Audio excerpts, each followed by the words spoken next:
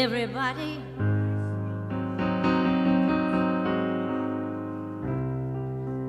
gather around me while I testify. I feel a sermon coming on me. So if you want to hear my story, just sit back, don't be uptight, while I review the them of doing right. You gotta accentuate the positive, eliminate the negative, latch on to the affirmative, and don't mess with Mr. In Between.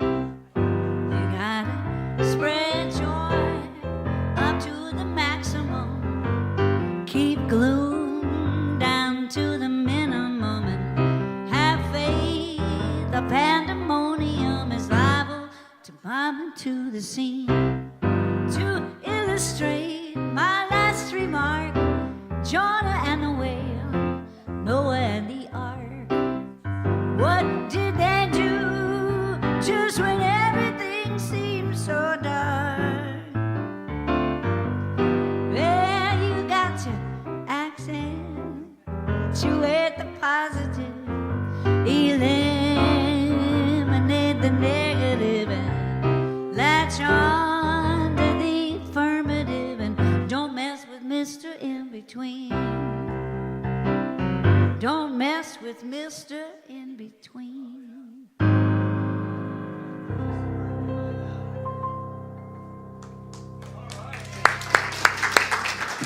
Good morning.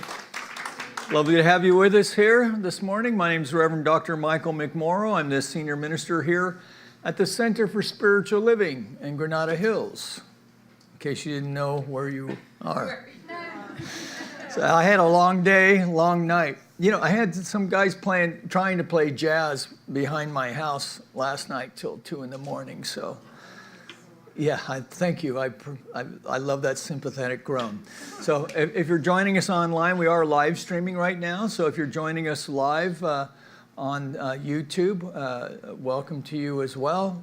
So we are in Granada Hills, California. It's in the North San Fernando Valley. We are a faith community who welcomes all who practice their beliefs in faith and love. So we're delighted to have you with us here today.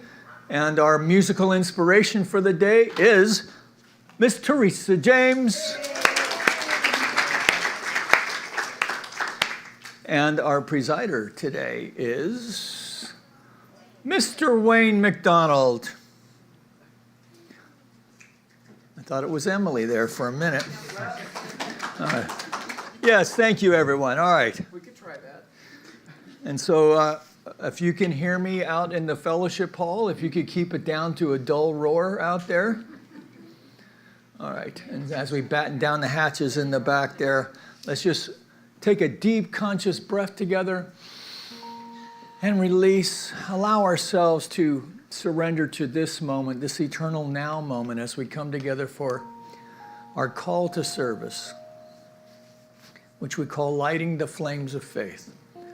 And we perform this ceremony to promote the universal consciousness of life, which acknowledges that all peoples, all faiths, all sentient beings come from the one great universal presence, which we call spirit. The fundamental to this truth is a unifying nature of all religious thought and experience, which we honor here this morning. So as Wayne lights the first candle, it's for the Tao, honoring the universal path of harmony and equilibrium, the natural way. We light the second candle for shamanic traditions, honoring the beliefs and practices of all indigenous peoples, the way of primal spirituality. We light the third candle for Hinduism, honoring the path of knowledge, action, and devotion. We light the fourth candle for Judaism, honoring the ethical path of living by sacred law. We light the 5th candle for all forms of Buddhism, honoring the 4 Noble Truths and the path of compassion. We light the 6th candle for all forms of Christianity, honoring the Christ consciousness as the path of love. We light the 7th candle for all forms of Islam, honoring the path of submission to the will of God as the highest calling. We light the 8th candle for the universalistic religion of Baha'i, honoring the path of unity and peace. We light the 9th candle for all forms of New Thought, honoring the metaphysical path of mental healing through the practice of universal spiritual principles. And the 10th candle we light for all those who are as yet unaware of the power and presence of Spirit in their lives, for the space we hold for them here in the sanctuary, within our online community, and of course within our own hearts. And as Wayne lights the healing candle, please put silently into the light the names of anyone you wish to have experience the healing flame of God's eternal love.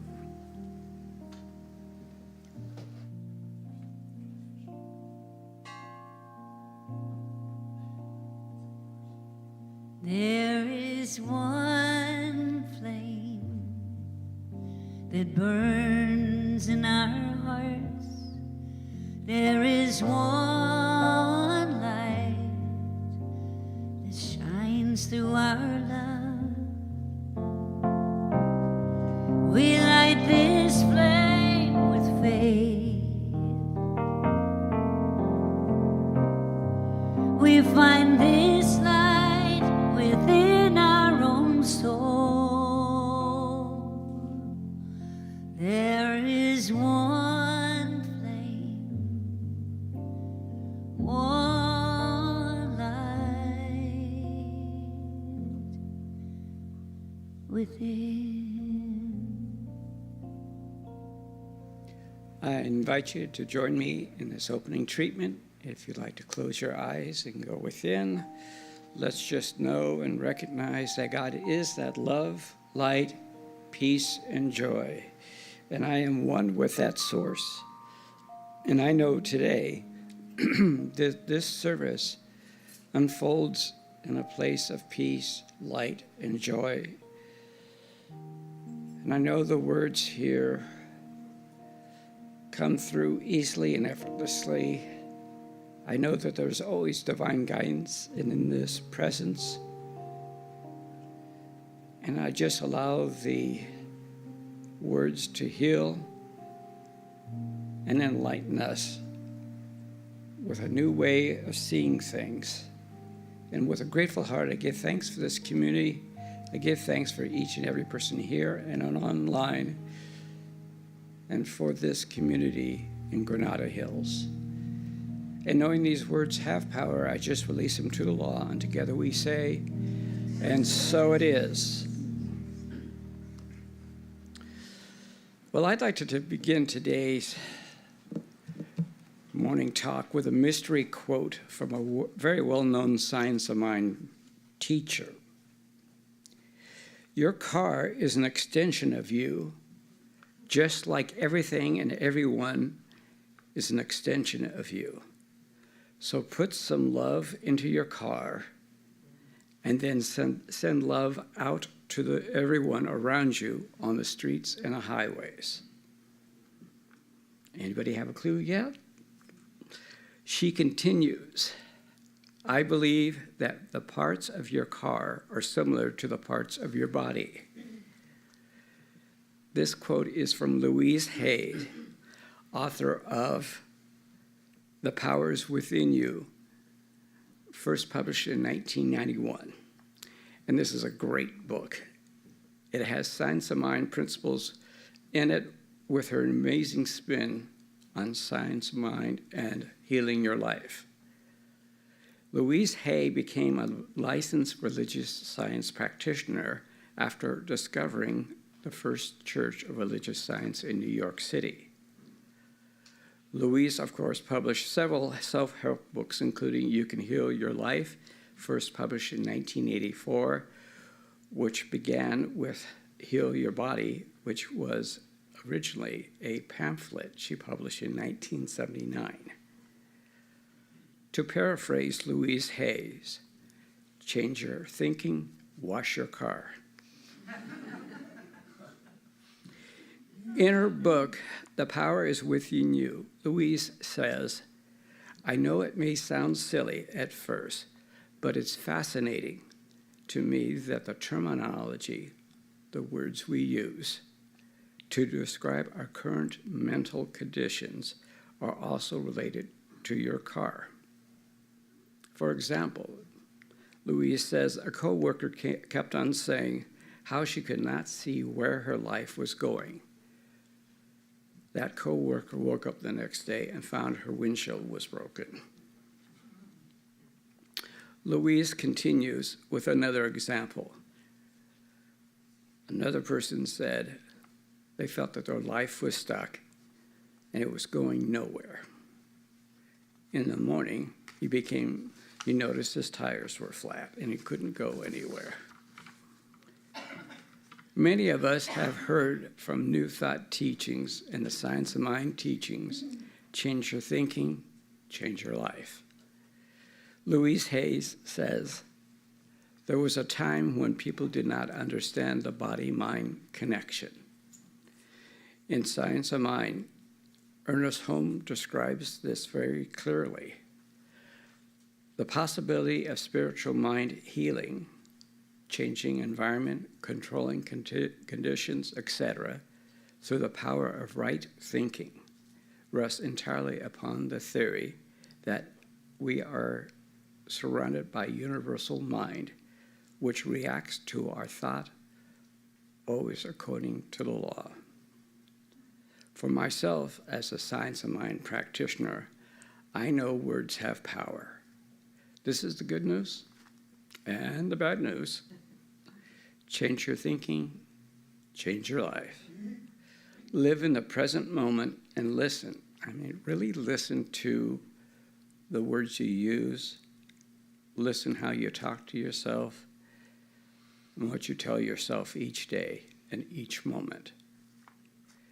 Today's affirmation is from Ernest Holmes.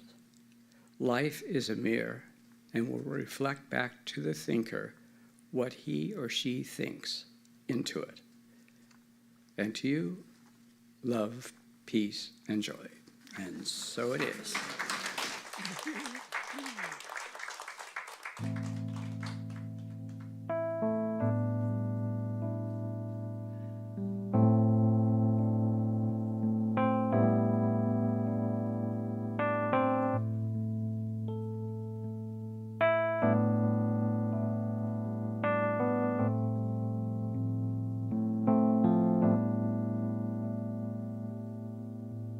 There's a fire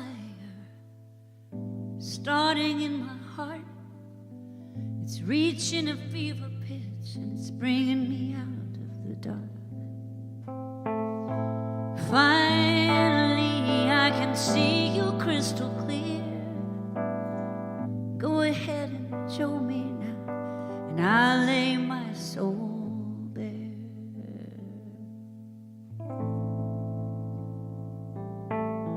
See how I leave with every piece of you.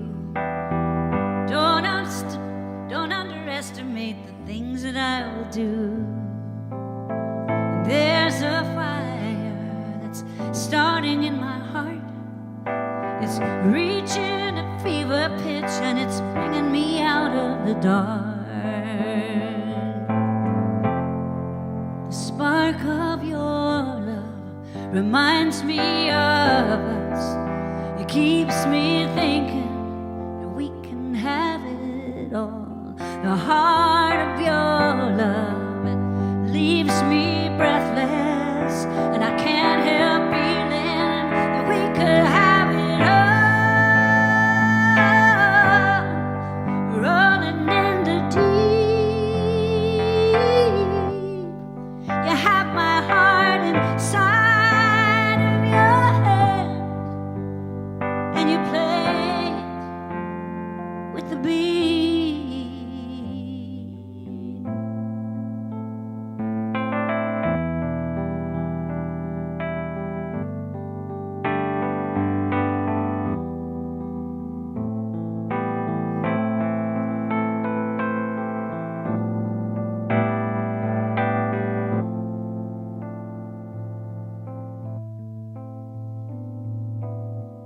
Throw yourself through every open door.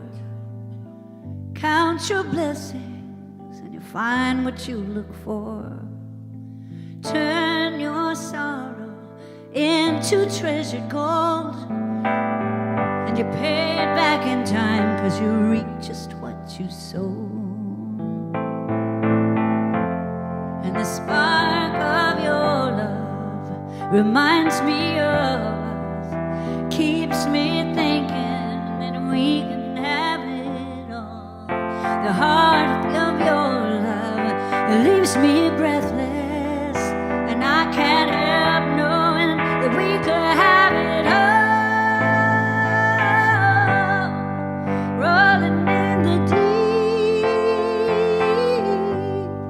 you have my heart inside of your hand, and you played it through the beat. We can have it all.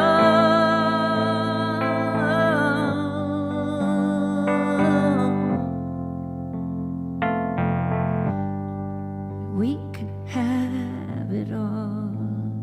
It all. It all. It all. It all. We can have it all.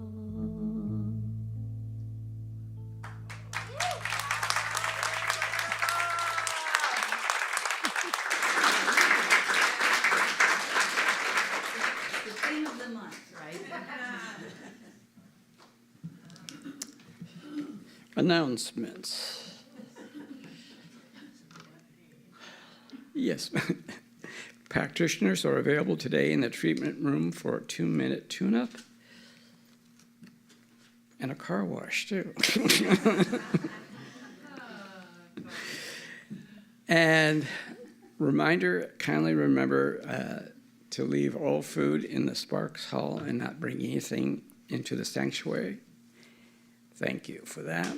And we have a lot happening this summer. Please make sure to check out the blurbs in the Wednesday newsletter and also announcements that are in the Sparks Hall. We have coming up here July 30th on Wednesday, 7 p.m., the drum circle, although I'd really like it on the announcements as a rum circle. This would... We might be doing a pirate theme on the drum circle. And then Saturday, August 9th at 11 a.m., we're holding a celebration of life for our dear friend, longtime church member, Marty Laff. Information is also in Sparks Hall, and just check the announcements. And we have a gratitude box, and I guess Chloe's going to come up and read us a gratitude. Thanks, Chloe.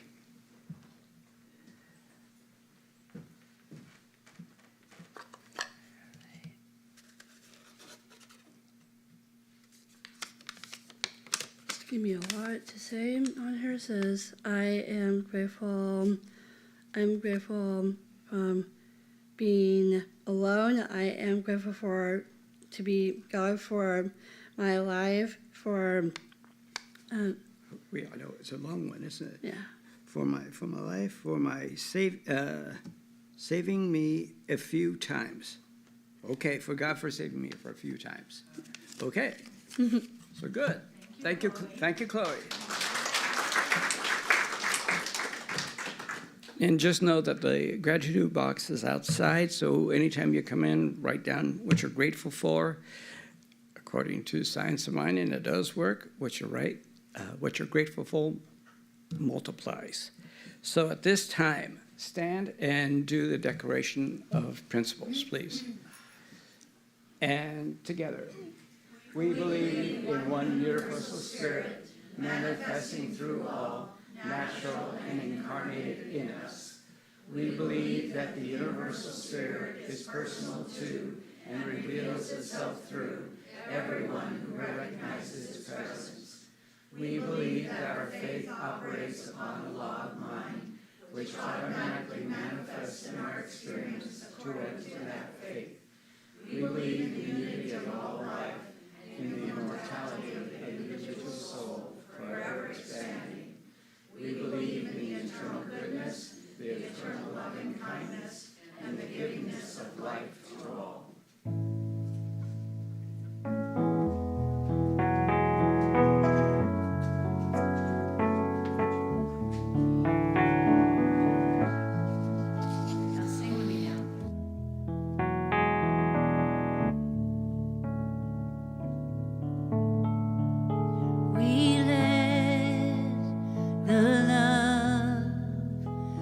wash over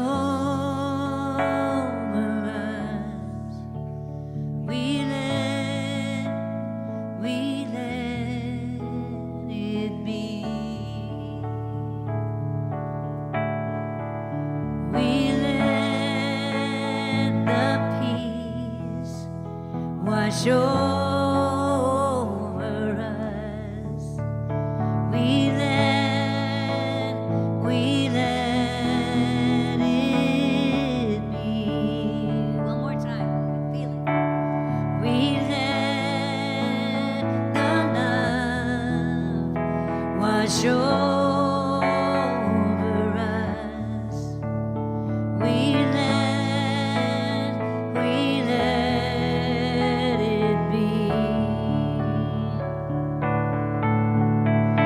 We let the peace wash over us. We let it be.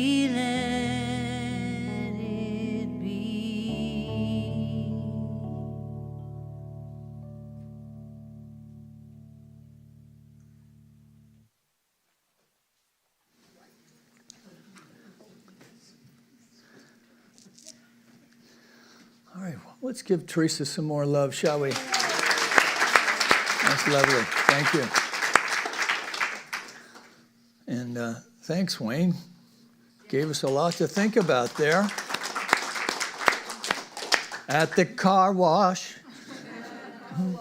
At the car wash, yeah. I know, I'll stop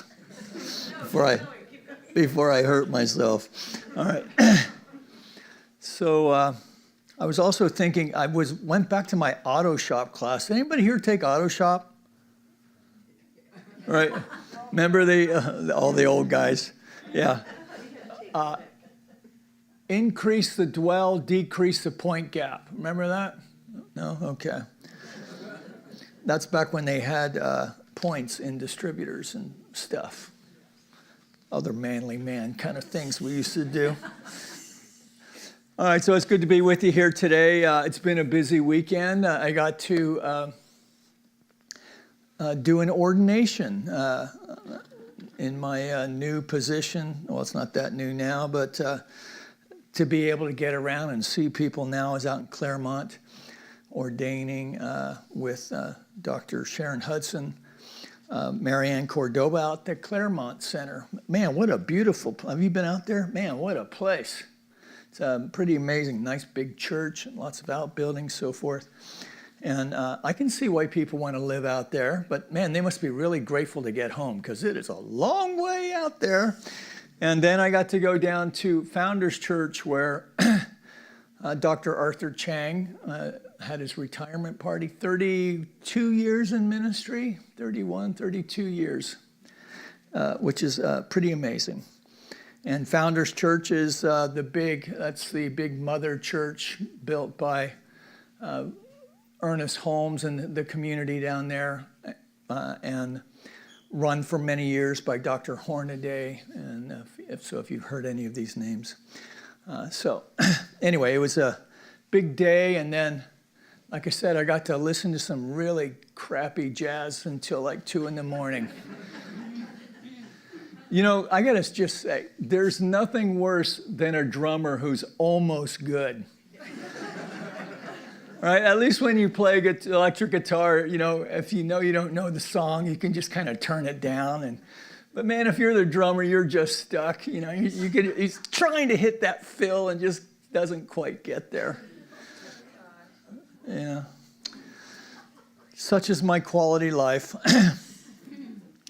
And so we've been working with this Rolling in the Deep and with our friends, the Manatees, which we haven't had one talk about manatees for the manatee graphic. So, first it was dolphins and it was sharks. And so I just said to hell with it, and I'm going with an owl today. So, but this idea of going deep, you just got to work with whatever inspiration comes to you. So I'll just apologize ahead of time because going deep, go deep, what I think about is playing team sports, right? Like with a big field and a goal line or a goalie box where you're passing a ball or a puck, because at some point you're going to hear, go deep.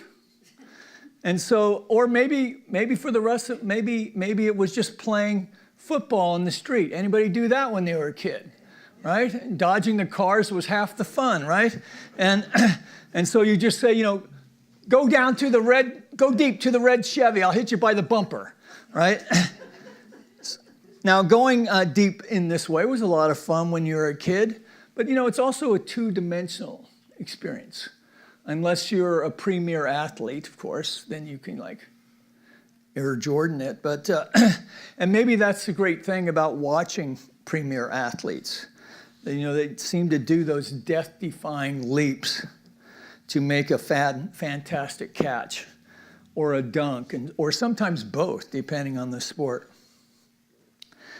And in team sports, whether on the team, on the playground, or on the field with the team, we're going to have to learn how to play together.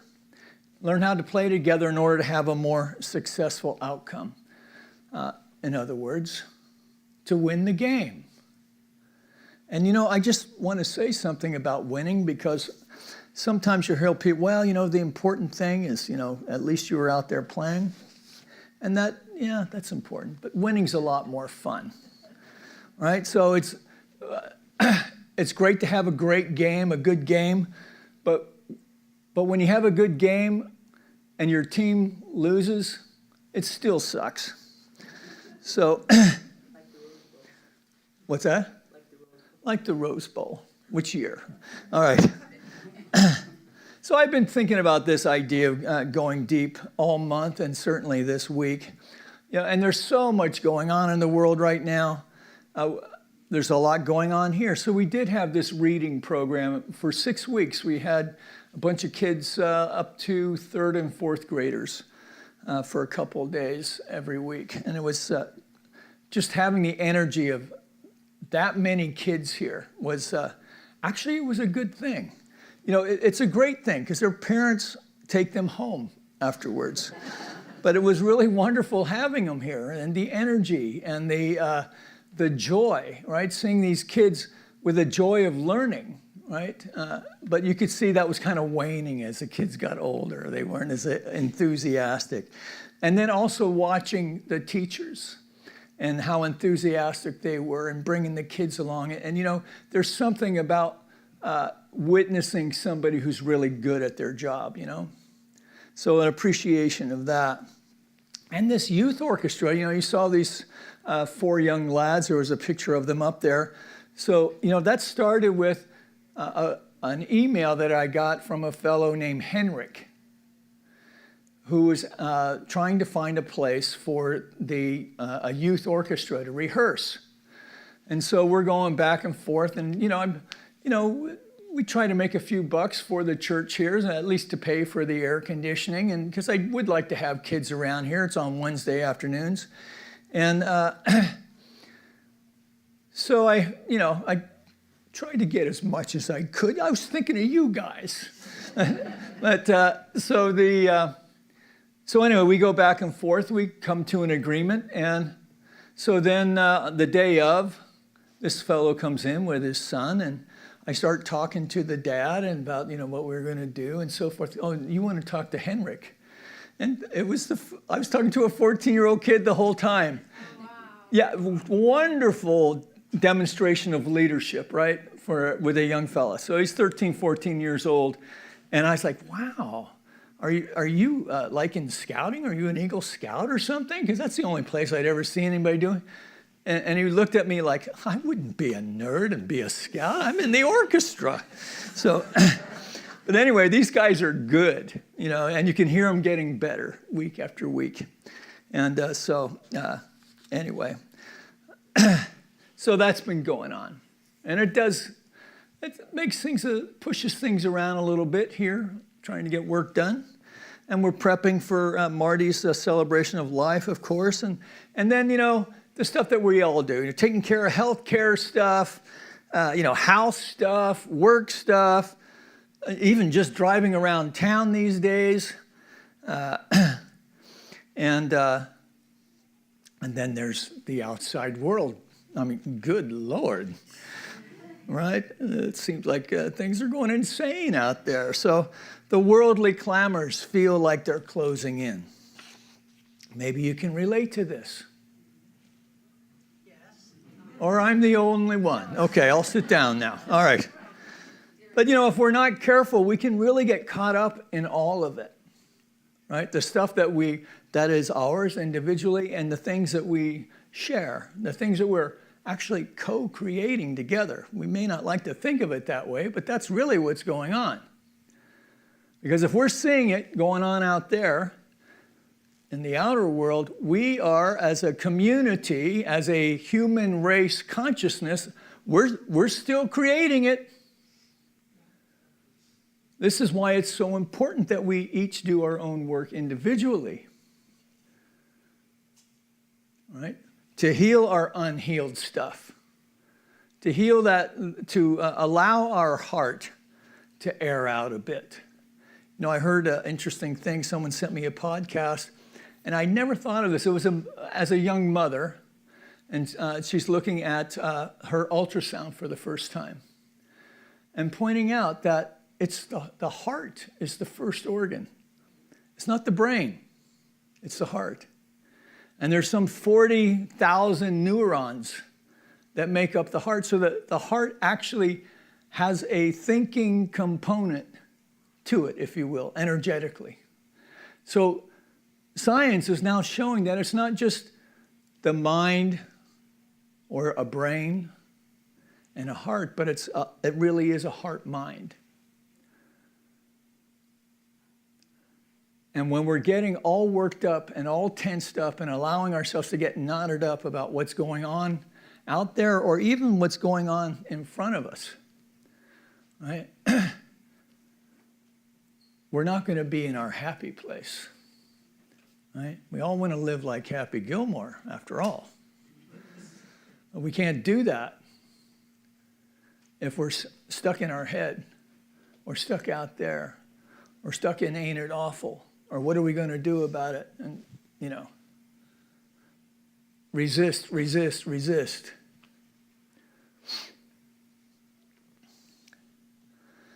So we can start feeling overwhelmed, disconnected, feeling impatient.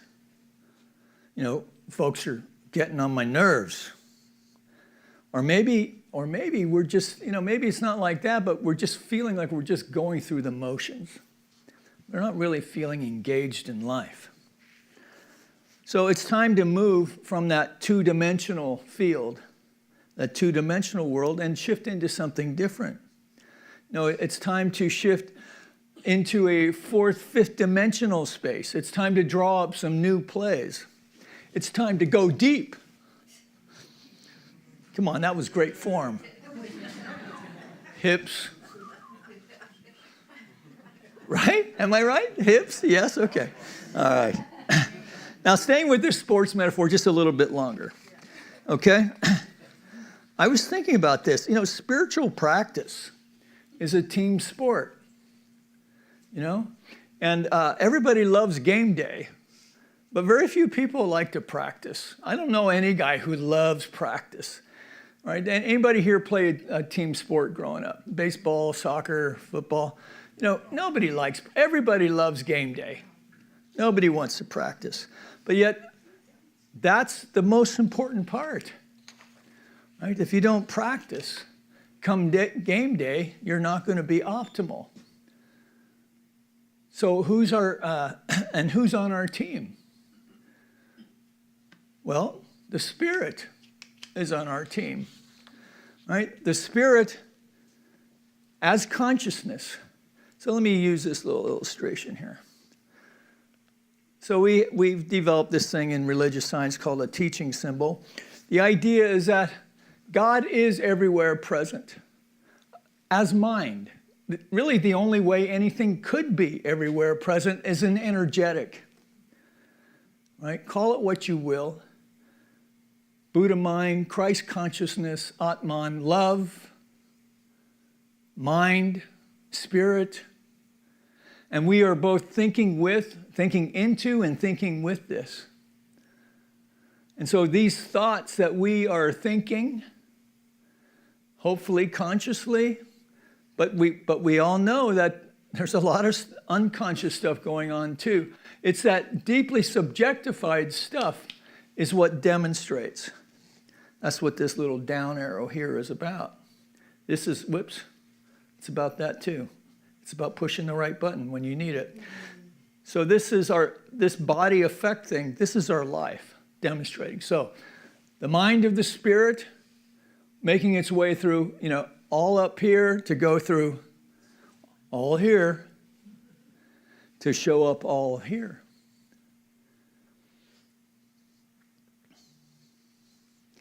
So when we talk about going deeper, this is what we're talking about really is connecting with this field of mind.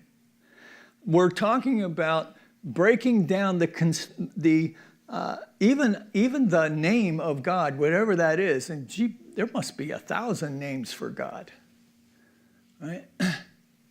But that power behind all of that, the power behind the word, and there's always a power behind the word, yes?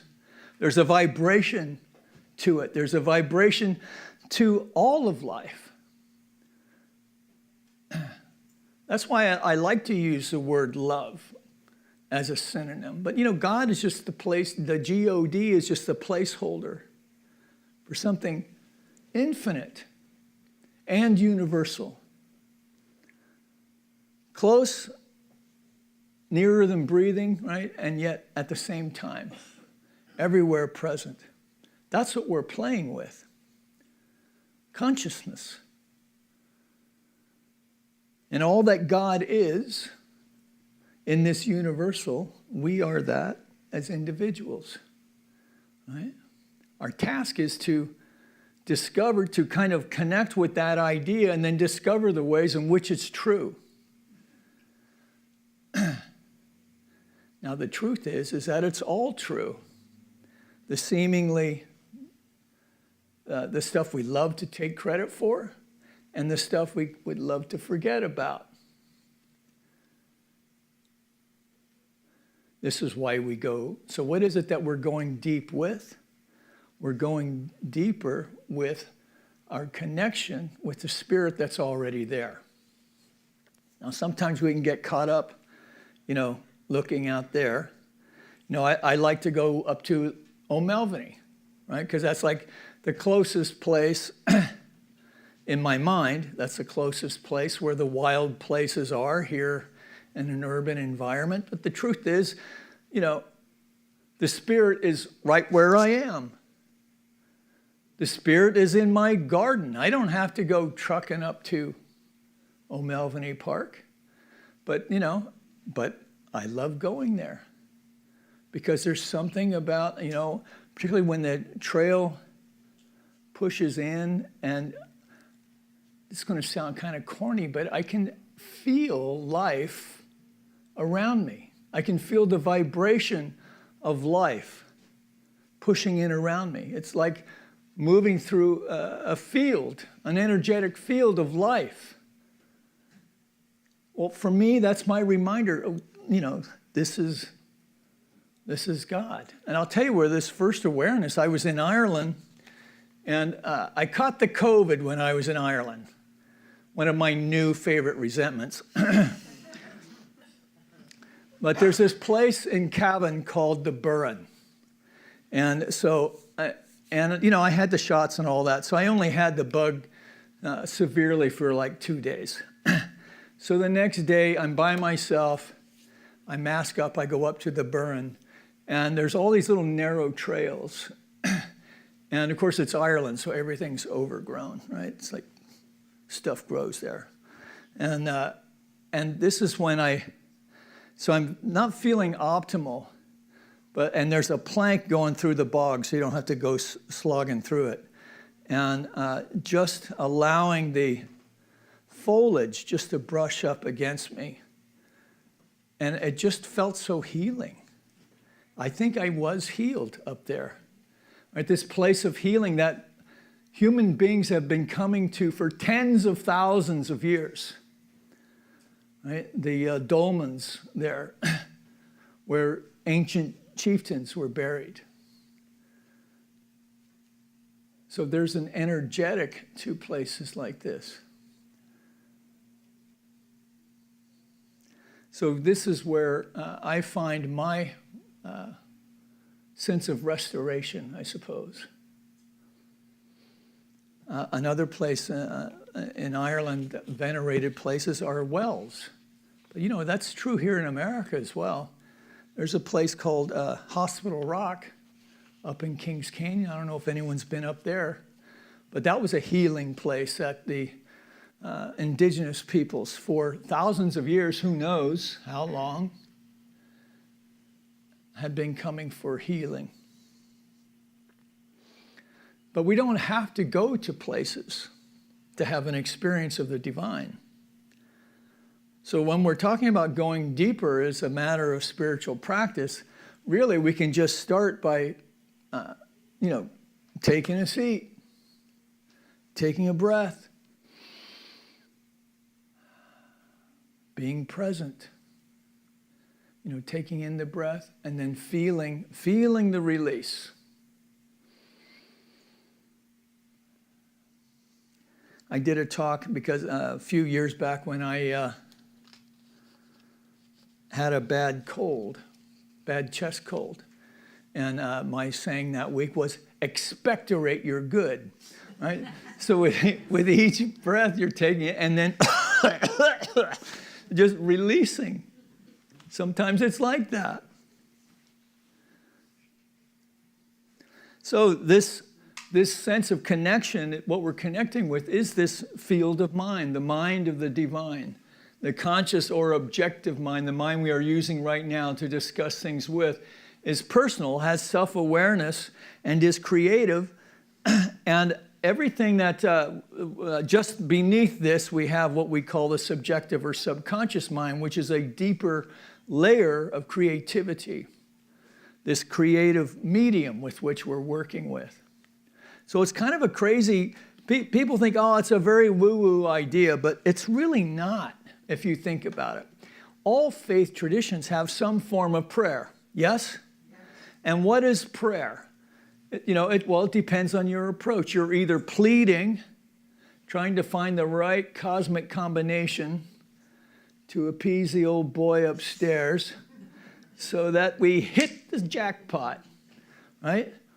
Or we can affirm that the universe is an abundant place, that this field of mind in which we are thinking with, we are thinking into, is resonating to our thought, right? And resonating at a deeply subjectified heart level, heart to heart, universal to subjective, right? Universal to individual, even on the subjective side, to get some outcome. Now, what's the caveat? Well, it's done unto us as we believe. Some guy said that a couple thousand years ago. But it's really true. Turns out it's a scientific fact that we don't get what we want, we get what we expect. So now here's the trick. How do we get rid of all the stuff that we throw in our way that we're not even really aware of, so that we can have that demonstration? That's where the work in this thing is, right? So they don't tell you, there's a power for good in the universe, and if you do your inventory work and own your beliefs and the things that you don't believe in, you can change your life. But that is how it works. Now, does that mean that the infinite power and presence of the Most High couldn't just look beyond all that stuff and just demonstrate what our heart's desire? Of course. But on some deeply subjectified way, we're saying, oh, I don't deserve that. I'm not enough. I'm not really one with you. because we know where the warts are. We know the places where our faith, maybe it's not weak, but it could use some work. And that may be true. I think what's really damaging about that notion is the judgment that we place on ourselves about that. Because the truth is, in some kind of crazy cosmic way, we chose to incarnate in this moment in time.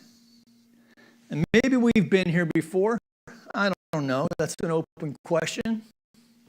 I know people who have had past life regressions.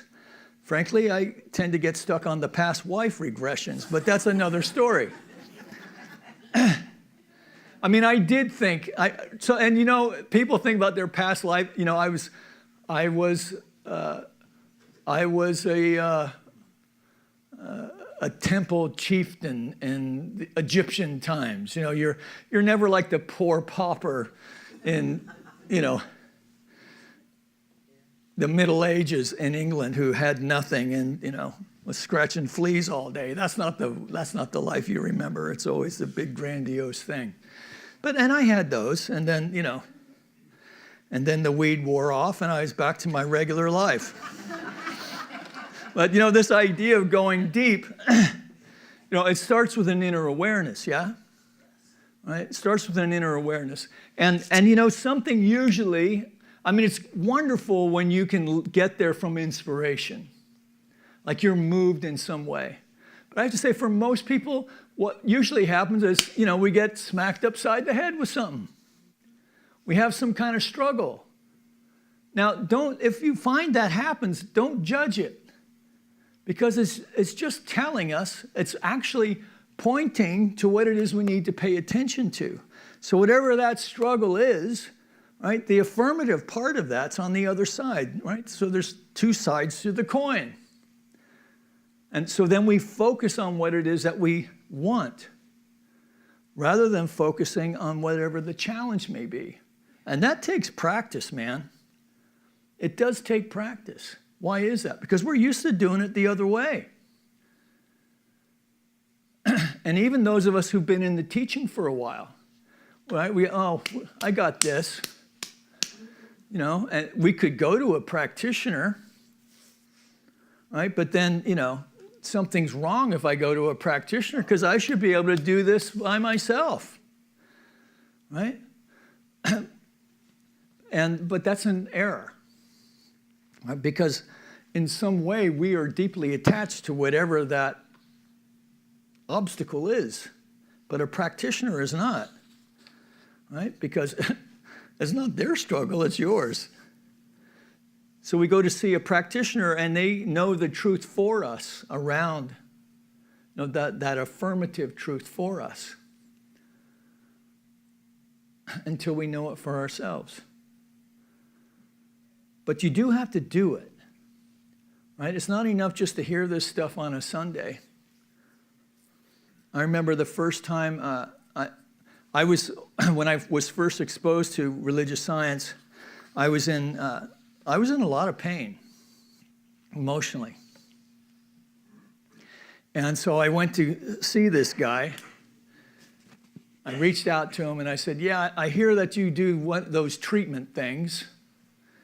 And I could really use one of those, but I think it's bullshit to pay somebody to pray.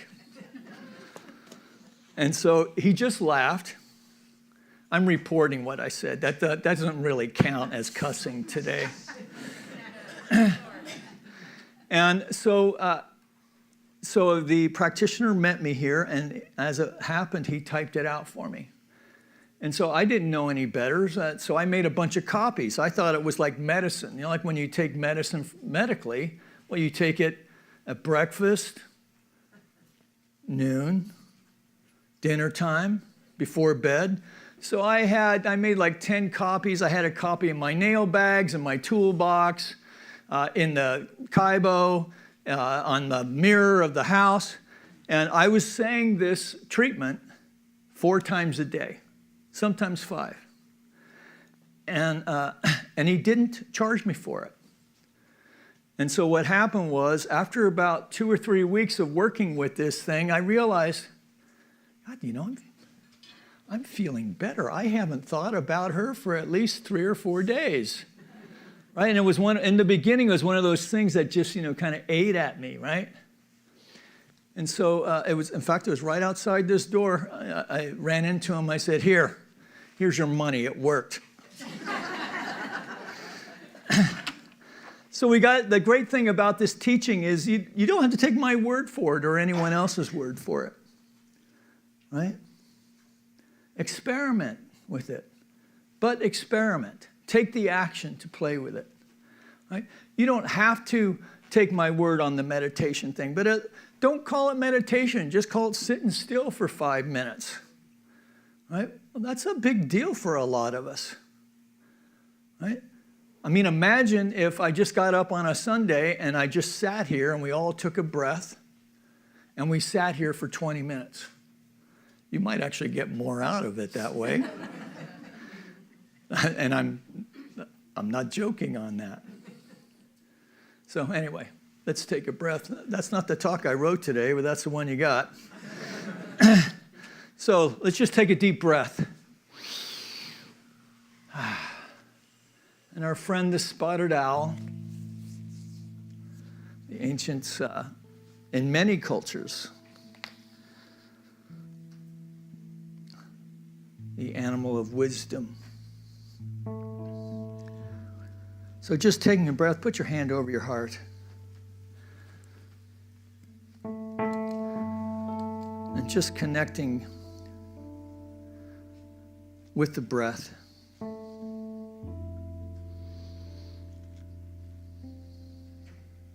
So for the rest of this day, maybe just take some time to be still. Let not your heart be troubled. So I know for you, and you can know for me, that there is an infinite power and presence that's not only available to me, it is with me now. It is expressing as you and as me. And in this communal knowing of the one consciousness of the Most High, we call it forth now into the rest of this day to point the way to ways of thinking that could use a little light, a little lightness.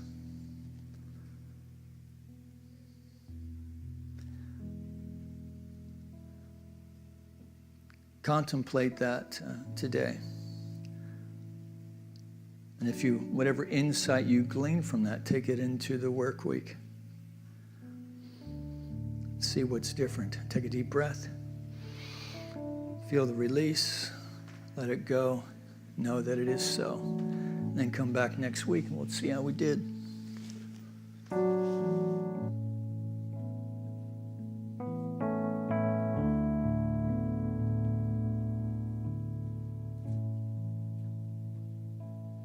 Get ready, my soul.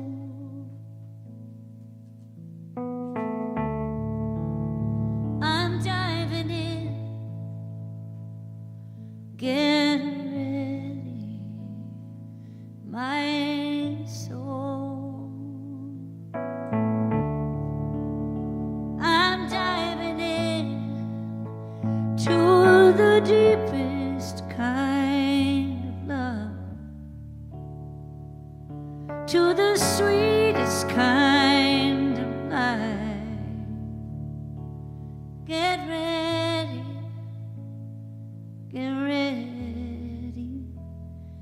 my soul.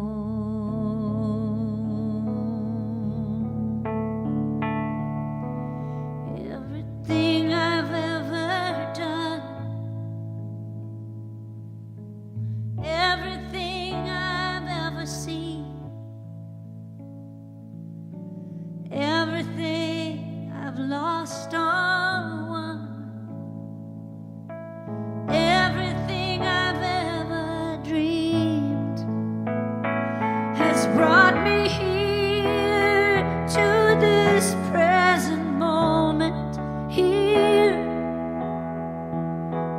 a new beginning here, and I'm seeing things so clearly now.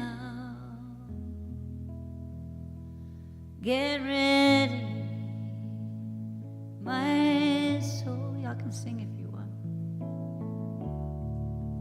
I'm diving in. Get ready, my soul.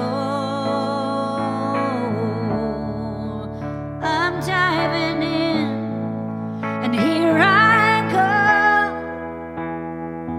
Deeper, deeper, deeper than I've ever been before. Here I go. Closer, closer, closer to my sacred source. Yeah, here I go. Deeper, deeper, deeper than I've ever been before. Here I go.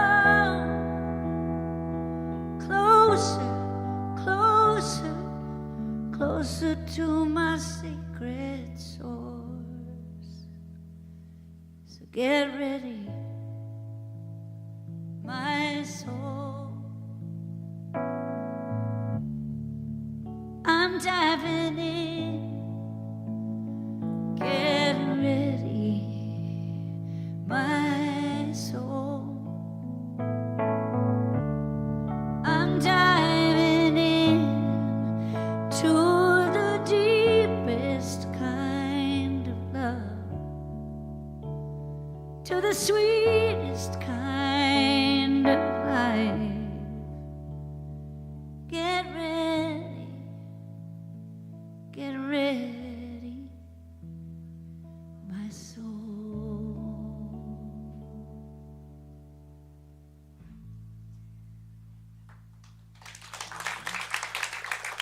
Nice job, y'all. Teresa James, everyone, let's give her some more love. It's a Daniel Namod song, in case you're wondering. He's written a lot of good New Thought music, but nobody plays it like Teresa. All right, so we're going to take some time to do an offering. So Chloe will bring up the basket. We're going to sing a little offering song. If you've come prepared for an offering, just make your way to the basket.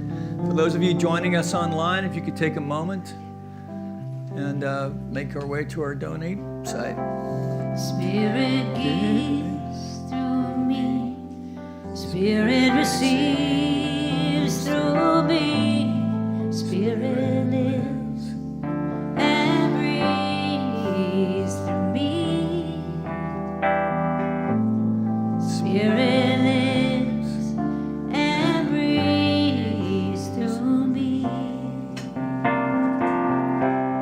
Spirit gives through us, Spirit receives through us, Spirit lives and breathes through us. Oh, Spirit lives and breathes through us.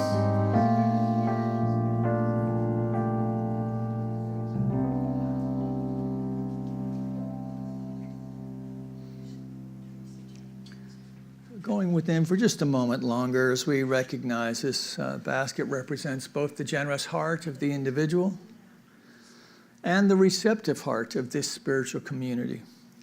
The generous heart of the individual who knows and knows that they know that God is our source, our substance, our supply. And so for whatever avenue your generosity finds its way to our center through online giving, through the mail, through the offering here this morning. Together as community, we accept these gifts with deep love and respect as we know together they go forth to heal, to prosper, and to bless, not just this vision and mission of this center, but anyone connected to it in any way. And from this place of gratitude, we extend a blessing upon our community of Granada Hills, our city of Los Angeles.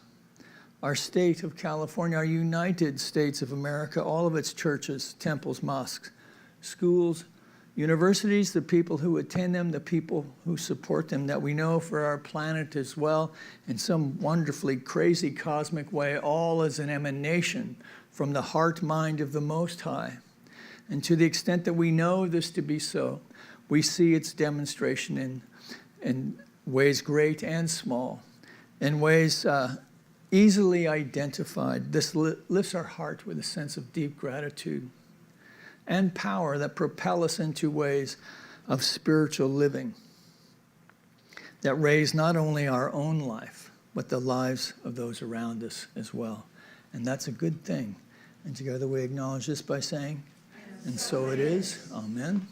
So I see some faces, at least new to me. Maybe you've been here when I was out, but it's good to see you here today. So we do have a guest book if you want to get on our constant contact, let you know what's going on here. And we also have coffee and maybe a donut or two. There's certainly cookies. Oh, it's health. This is Health Food Sunday? Well, there's coffee. All right. So let's give some love one more time to Teresa James, please. Thank you, Teresa. And let's get our pal Wayne up here to pray us out. Thanks for being here today. And hope to see you back. Join me in this closing treatment as we go deep one more time, as we dive into knowing that God is that love, light, peace, and joy. And I know that I'm one with this Christ consciousness, and knowing that this Christ consciousness guides and directs this day and travels with me always in love and safety. And I know today that this community is loving, harmonious, peaceful, and filled with harmony. I give thanks for this center and each and every person that supports the center, everybody that, from our sound team to the greeters to hospitality, and of course the community here sitting in the sanctuary and online. I give thanks for each and every person here shining their light, bringing love and joy. And knowing this is complete and done, I just release it to the law, knowing it's complete and done, and together we say, and so it is. All right. If y'all would like to join in circle, I'll give you all a second here to get in the circle, and then we'll sing together.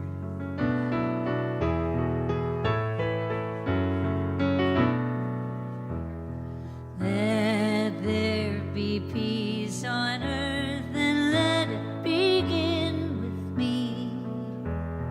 Let there be peace on earth, the peace that was meant to be. With God as our power, united all are we. Let us walk with each other in perfect harmony. Let peace begin.